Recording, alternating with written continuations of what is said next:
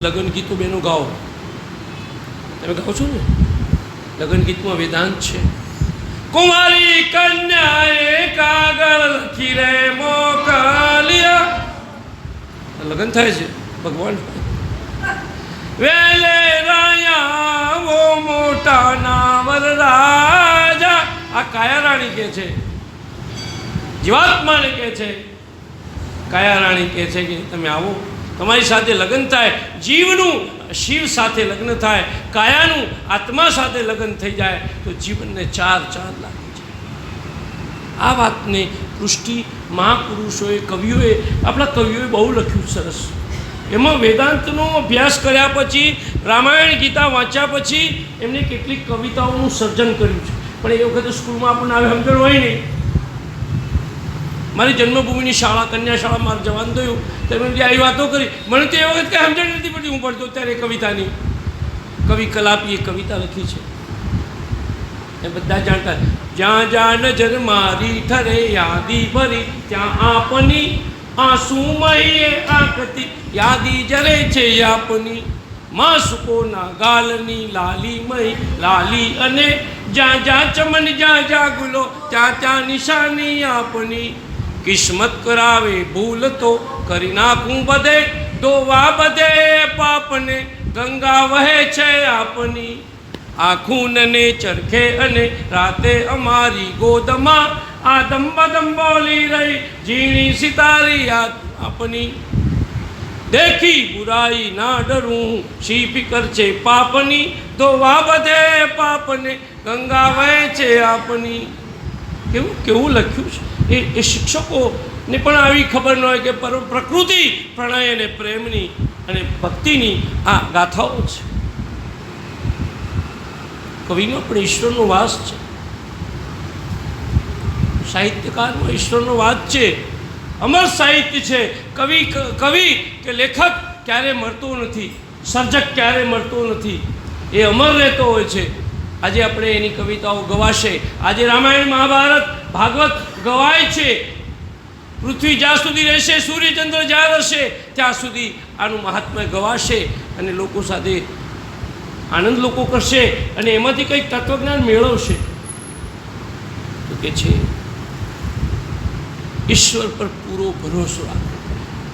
રામાયણમાં પહેલો શ્લોક લખ્યો છે, વર્ણાનમ અર્થસંગાનમ રસાનમ છંદસામપી મંગલાનમ ચ કર્તારો વંદે વાણી વિનાયકો. વાણી એટલે સરસ્વતી દેવી ને વિનાયક એટલે ગણપતિ, બંનેને વંદન કર્યા. એકલી વાણી હોય પણ જો ગણપતિ વિવેક છે, સરસ્વતી વિદ્યા છે, ગમે એટલી વિદ્યા હોય પણ જો વિવેક ન હોય તો વિદ્યા શું કામની? ભણ્યો ખૂબ ભણ્યો, ભણવામાં બહુ મજા પડી, ભણ્યો પણ ગણ્યો નહીં, એ ભણવામાં ધૂળ પડી. ભણ્યો પણ ગણ્યો નહીં, એ ભણવા દળ્યું ખૂબ દળ્યું, દળીને ઢોકળીમાં ભર્યું, એ દળવામાં ધૂળ પડી. વંદે વાણી વિનાયકો. ગણપતિને વંદન કર્યા છે, સરસ્વતીનું વંદન. સરસ્વતી વિદ્યા છે પણ વિવેક હોય તો વિદ્યા જામે. અને એકલો વિવેક હોય ને વિદ્યા ન હોય. રામકૃષ્ણ પરમહંસ પાસે ખૂબ જ ભણેલા નહીં, ઓછું ભણેલા, અભણ જેવા, છતાંય એના શિષ્યને વિવેકાનંદ વિવેક આપ્યો. નરેન્દ્રમાંથી વિવેકાનંદ થયો, વિવેક આપ્યો છે.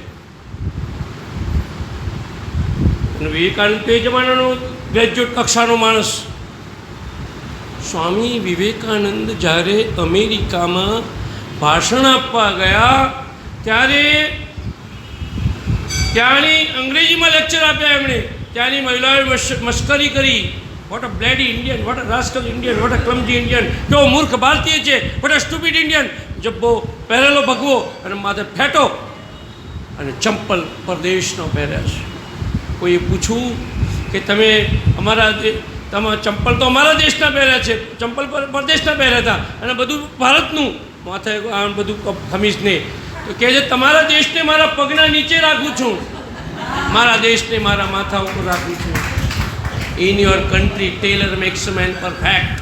તમારા દેશમાં માણસ કપડાથી અર્થાત દરજીથી ઓળખાય છે, but in my country character makes a man perfect. પરંતુ મારા દેશમાં માણસ ચારિત્રથી ઓળખાય છે.